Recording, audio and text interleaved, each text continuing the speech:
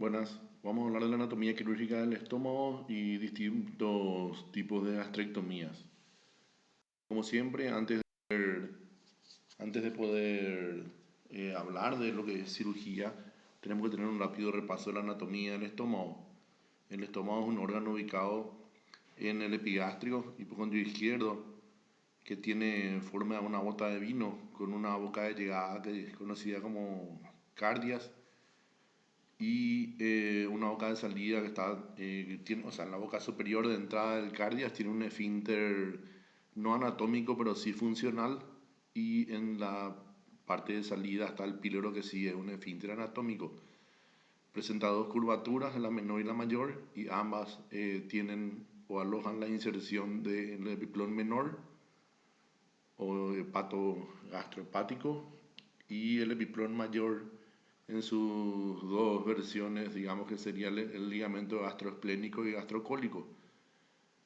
Eh, este estómago se puede dividir, digamos que en tres porciones: fondo, cuerpo y antro, y tiene una vasta vasculatura que hace que tenga en las gastrectomías o en las resecciones parciales del estómago una poca posibilidad de falla anastomótica. Está irrigada, en la curvatura menor tiene un arco vascular y en la curvatura mayor tiene otro arco vascular.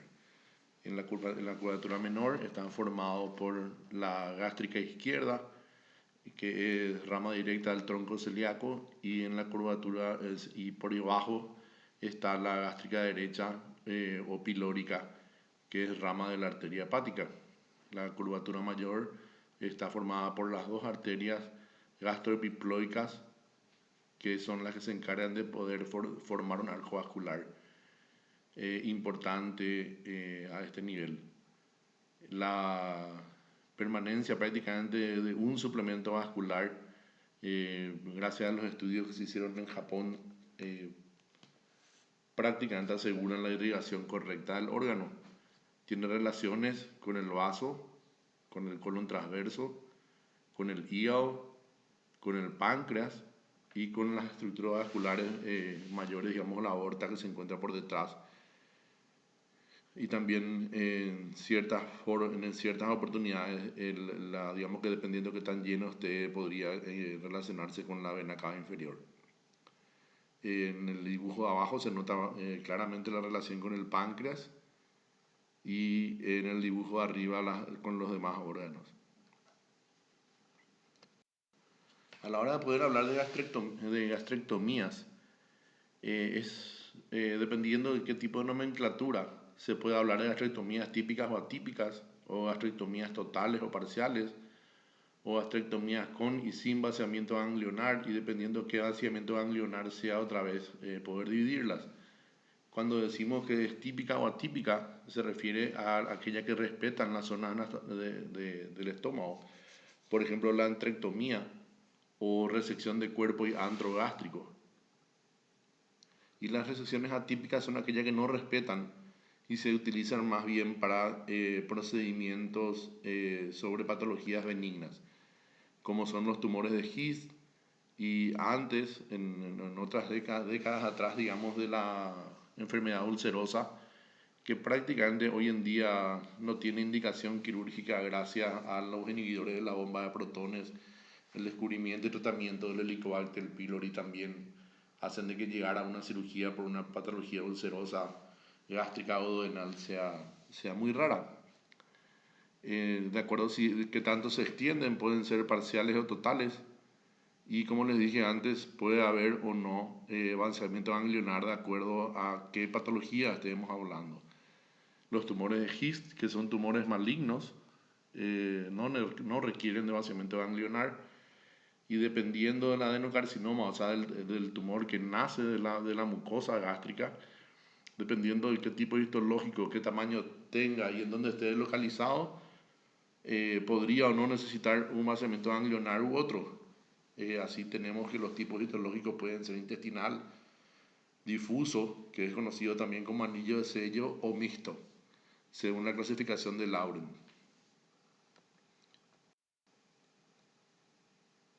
Pero antes de decidir operar a alguien, tenemos que ver qué riesgo tiene este paciente. Eso es lo más importante. No solamente la edad es importante para el riesgo quirúrgico. Por decir, hay pacientes diabéticos jóvenes con 40 o 50 años en mal estado general, que son renales, que ya tuvieron infartos, son malos candidatos para la cirugía.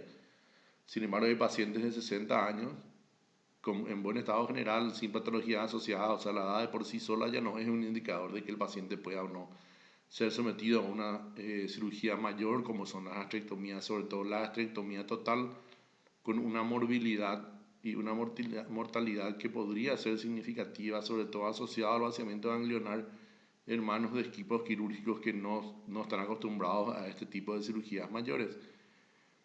Por ello, se le hacen una serie de estudios a los pacientes que van a ir a cirugía, y entre ellos tenemos el hemograma, glicemia, urea, creatinina, electrolitos, perfil hepático, perfil proteico, porque necesitamos saber sobre todo el perfil proteico, el nivel de albúmina, que es lo que ayudaría a, digamos, saber si el paciente necesitaría o no una nutrición enteral, parenteral o mixta previa a la cirugía, como para poder mejorar su nivel proteico. Los marcadores tumorales que se utilizan para poder tener de base y no de diagnóstico del cáncer gástrico, los más utilizados son tres: el CEA, el CA199 y en los últimos años se está pidiendo mucho también CA125, que al principio era muy relacionado al cáncer de ovario, pero ahora también en cáncer gástrico y el resto del tubo digestivo se está pidiendo de manera a poder ver si indicaría o no la presencia de implantes peritoneales. La endoscopia digestiva alta es muy importante porque nos va a hablar de la lesión, del tipo de lesión, qué tamaño tiene, de su ubicación y sobre todo que puede tener valor para hacer biopsias y con eso obtener el tipo histológico de la lesión, y en caso de que ésta esté complicada con sangrado, poder dar un tratamiento del sangrado, ya sea con clips o con inyección de productos hemostáticos. La radiografía contrastada esófago-gástrica es un estudio que se está pidiendo menos actualmente, pero que tiene una indicación todavía bastante firme en los tumores de la localización del tercio superior del estómago, los tumores del cardia, de la unión esófago-gástrica. En este sitio importa saber la localización central del tumor, y estas radiografías contrastadas ayudan bastante porque los tumores de la unión esófago-gástrica pueden ser divididos en tres tipos, según la clasificación de Sieber, que ya fue modificada. Sieber, un cirujano alemán de Múnich, clasificó los tumores, digamos que rápidamente, en tres clases, de acuerdo a qué tan lejos estaba. Los tumores que están exactamente en la unión esófago-gástrica, lo que está por debajo y por encima. Cuando den clínica quirúrgica le van a dar más detalles de esto con los centímetros y todo. Pero el 1, que es el que está por encima de la unión esófago-gástrica, es un tumor de esófago, se considera un cáncer de esófago. Y el 2 y el 3, el 3 es un cáncer gástrico, y el 2 es el propiamente dicho de la unión esófago-gástrica. Y cada uno de estos tiene un tratamiento diferenciado a la hora de poder decidir qué tipo de gastrectomías y el vaciamiento ganglionar a poder realizar. Se utiliza tomografía con contraste, idealmente, si es que es para estadificación del cáncer. Se hace tórax, abdomen y pelvis en búsqueda de lesiones metastásicas y en búsqueda de ver si es que existe carcinomatosis peritoneal o no, pero tiene un porcentaje alto de falla, y van a ver eso en la carcinomatosis, y yo refiriéndome a eso, van a ver en las diferentes publicaciones los grados diferentes de fallas con la tomografía. La resonancia magnética tiene la misma indicación que la tomografía. Prácticamente no hay diferencia entre la especificidad y la sensibilidad a la hora de detectar las lesiones primarias y las metastásicas con la carcinomatosis entre una y otra. Y el PET scan hasta hoy no tiene una indicación precisa para poder estudiar o que sirva de predictor de resecabilidad o que vea metástasis para el cáncer gástrico, no así para el cáncer de esófago, que sí es importante. En los últimos años ya contamos con Paraguay la econdoscopía, que es un estudio muy bueno.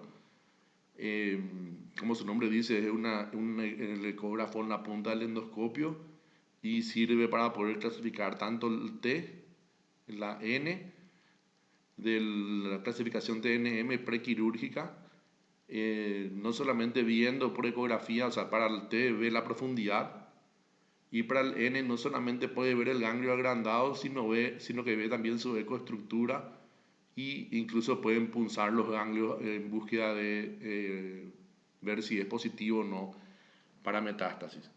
Con todos estos estudios se llega a una clasificación y de acuerdo a eso se ve para poder proponerle al paciente una astrectomía parcial o total, y de acuerdo a dónde esté, qué tamaño tenga el tumor y cuánto se pueda tener en el margen libre de lesión, poder proponerle una gastrectomía parcial o una gastrectomía total. Acá vemos, para tener una idea de cómo se dividen las antrectomías o hemigastrectomías parciales, subtotales, o bien ahora hay algunas que se llaman casi totales, en las que se deja, digamos que una pastillita del estómago nada más unida al esófago como para poder tener una anastomosis esófago-yeyunal en las gastrectomías casi totales, más simples de realizar. En las gastrectomías parciales, distales, como la gastrectomía, la antrectomía o la resección del cuerpo y el antro, lo que queda es el fondo gástrico. Este es un dibujo que se utilizó, o sea, donde intenta demostrar o mostrar qué se hacía en las cirugías para úlceras gástricas, donde ya se ve que tiene una vagotomía anterior y posterior con la resección del antro gástrico y la reconstrucción del tránsito intestinal a través de una I de Rux. La I forma una Y en la que el asa que viene del duodeno, o sea, con el líquido duodenal y pancreático y la bilis, se une a la asa alimentaria, que es esta, la que tiene 60 centímetros más o menos al costado. De una anastomosis manual o sea, este tipo de reconstrucción probablemente sea el más utilizado en todo el mundo a la hora de hacer unas gastrectomías parciales o incluso en la total cuando se va a unir el esófago al yeyuno.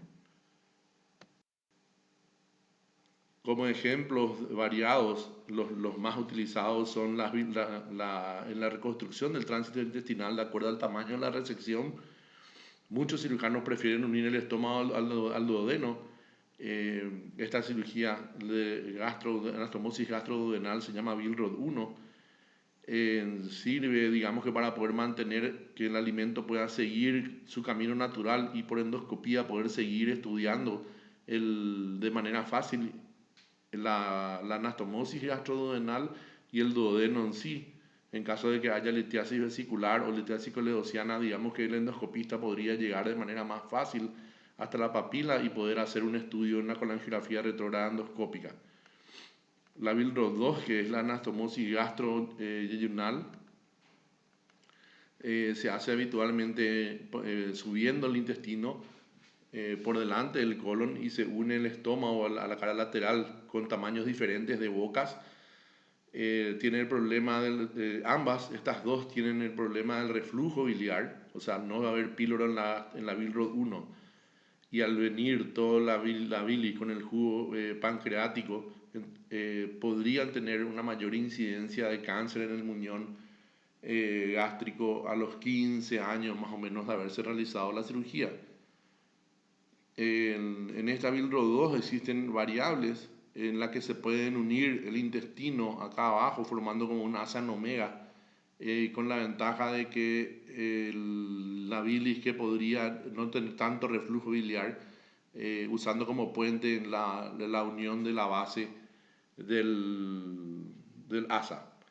Y la I de Rux, que conocida por algunos como Billroth 3, que es la unión anterior, en la que tiene más o menos 60 centímetros entre la unión gastroyeyunal y la unión yeyuno-yeyunal. Acá hay más o menos 60 centímetros, de manera a no tener tanto reflujo biliar. Aparentemente es la anastomosis, como yo le dije, más utilizada justamente por eso. Poco reflujo y buena capacidad absortiva para los pacientes a los que son sometidos tanto a la astrectomía parcial como total en la IDRUX. En la total, la sección es aquí, lógicamente, y se hace una anastomosis también término lateral en la mayor parte de los casos, de manera a restituir el tránsito intestinal. Dentro de lo que son las complicaciones de las gastrectomías, tanto parciales como totales, las dos más temidas, entre otras, son el sangrado, porque durante la cirugía se van seccionando los vasos cortos, puede haber un sangrado, una lesión del vaso intraoperatoria, o puede haber un sangrado posterior. La otra más temida, muy temida por todos los cirujanos, es la falla en la unión esófago-yeyunal en las gastrectomías totales. Las gastrectomías parciales tienen más raramente posibilidades de falla. Puede haber estallido del muñón duodenal en la Billroth 2 y en la IDRUX. Eso no se tiene en la Billroth 1, ya que el estómago está anatomosado al duodeno. Y aparte pueden haber colecciones intraabdominales. Esas son digamos que dentro de las complicaciones, las más temidas, sobre todo las dos primeras. Tenemos nosotros la posibilidad acá en Paraguay de poder dejar sondas de nutrición. La mayoría de los grupos lo hacen, en la que se le pone una sonda nasoenteral para poder hacer una nutrición precoz a los pacientes, intentando con ello mantener o no permitir que disminuya el estado nutricional, que se deteriore el estado nutricional del paciente sometido a una cirugía muy mayor como es esta. También puede ir o no, como les dije antes, asociado a una nutrición parenteral, tratando de evitar el deterioro del paciente desde el punto de vista nutricional. Las gastrectomías parciales no tienen reglas, digamos, simplemente se saca el segmento que se necesita sacar. En el caso de las úlceras se hacía una resección local con un margen libre y una anastomosis, o sea, una unión de los bordes seccionados. En los tumores benignos que se encuentran ubicados a través de la curvatura mayor, se hacen resecciones parciales sin ningún tipo de problema, que simulan la manga gástrica utilizada para la cirugía de la obesidad. Y el paciente normalmente funciona y evoluciona bien, con una baja posibilidad de complicaciones. Todo depende del grado de resección que se necesite hacer. La mayor parte de las gastrectomías parciales para cáncer, acá en Paraguay al menos, son resecciones distales. No se estila prácticamente hacer resecciones parciales del polo superior del estómago para cáncer, adenocarcinoma gástrico. Y cuando se hace eso, se puede lograr la continuidad del tránsito intestinal con una anastomosis esófago-gástrica, que tiene el inconveniente de un reflujo biliar altísimo con una mala calidad de vida de los pacientes, o bien una interposición de yeyuno para hacer una anastomosis esófago-yeyunal, yeyuno-gástrica, o directamente una IDRUX, dejando el estómago distal in situ y separado de la llegada de los alimentos, digamos, en la ingesta temprana. Acá vemos cómo de lo que se resecó la gastrectomía parcial en la enfermedad ulcerosa, en el dibujo anterior, cómo se vuelven a unir los bordes y nada más sin ningún tipo de problema se cierra también el anterior.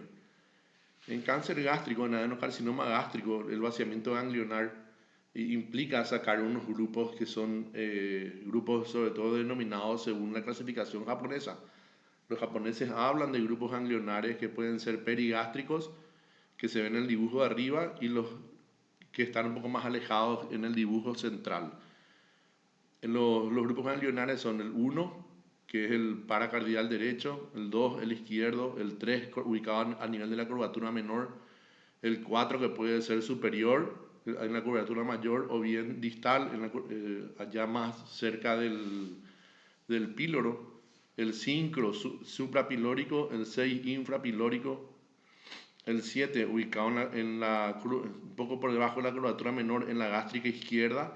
El 8, que es la arteria hepática. El 9, que es el tronco celíaco. El 10, que actualmente ya no figura como segundo nivel ganglionar en las gastrectomías totales, que está ubicado en el ilio esplénico. El 11, que es la arteria esplénica, que puede ser proximal y distal.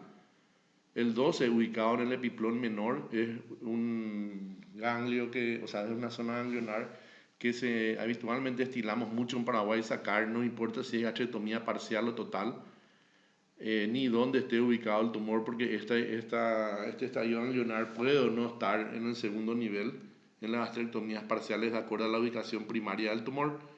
El 13, que es retropancreático. El 14 en la base o en el nacimiento o sea, en la entrada de la mesentérica superior al mesenterio. El 15 en el mesocolon y el 16 que ya son ganglios periaórticos o paraórticos. Acá ya después de esto hay unos cuantos ganglios que son el tercer nivel ganglionar. El 13, 14, 15, 16 ya incluyen el tercer nivel ganglionar en la mayoría de los casos de adenocarcinoma gástrico, y hasta ahora no está demostrado un beneficio, o por lo menos no aceptado por la mayoría de los cirujanos que hacen cirugías de cáncer gástrico, un beneficio de la resección del tercer nivel ganglionar en relación al vaciamiento del segundo nivel, que es el más aceptado por todos como tratamiento quirúrgico ideal para este tipo de pacientes. Realmente nosotros hacemos un sistema de trabajo multidisciplinar en cáncer gástrico que incluye al oncólogo clínico, al oncólogo radiólogo, a la nutricionista, a la psicóloga, el cirujano, el clínico, que estos grupos que trabajamos juntos en el tratamiento del cáncer se busca tener un tratamiento integral del paciente oncológico. La nutricionista, no sé si dije, un tratamiento integral del paciente oncológico en vista a poder darle una mejor calidad de vida y mejorar los resultados quirúrgicos. En la mayoría de los pacientes con cáncer gástrico que llegan a nuestro país, la mayor parte tienen una T prequirúrgica alta, o sea, de T2 para arriba. Entonces, casi todos ellos van a un tratamiento de quimioterapia previo a la cirugía. Se hace un sistema de neoadyuvancia en el que se le da al paciente 3 ciclos de quimioterapia, después van a cirugía y después continúan con la quimioterapia acorde al hallazgo postoperatorio patológico. En muchos grupos en el extranjero y acá en Paraguay se le hace una laparoscopía previa al paciente para de manera a poder tener una visión directa del peritoneo. Como les había comentado antes, con la tomografía sola hay un alto porcentaje de pacientes que tienen lesiones peritoneales no evidenciadas en ese estudio. Esta laparoscopía prequirúrgica, incluso prequimioterapia, en algunos casos es muy interesante para no someterle al paciente con una enfermedad muy avanzada a una cirugía tan mayor como una gastrectomía total con vaciamiento ganglionar, en donde la presencia de carcinomatosis peritoneal ya habla de la presencia de metástasis a distancia. O sea, una enfermedad no controlada con un manejo local como es la gastrectomía. Todas las resecciones gástricas, parciales o totales, pueden hacerse de las dos formas. O sea, por la vía convencional, eso implica con una laparotomía, en la cual se saca el estómago con los ganglios en caso de necesidad, y también puede ser realizada por vía laparoscópica. Ambos métodos son válidos en manos de equipos entrenados, tanto en el manejo de la gastrectomía parcial como el de la gastrectomía total y para el vaciamiento de todos los niveles ganglionares. La experiencia del equipo quirúrgico en todas las cirugías oncológicas es muy importante porque eso lleva a un mayor éxito. Entonces, la parotomía o la laparoscopía para diagnósticos o tratamientos, ambos sistemas son válidos. Se hace lo que mejor te salga, digamos, una vez que vos ya estás entrenado y tu grupo está entrenado. Bueno, muchas gracias.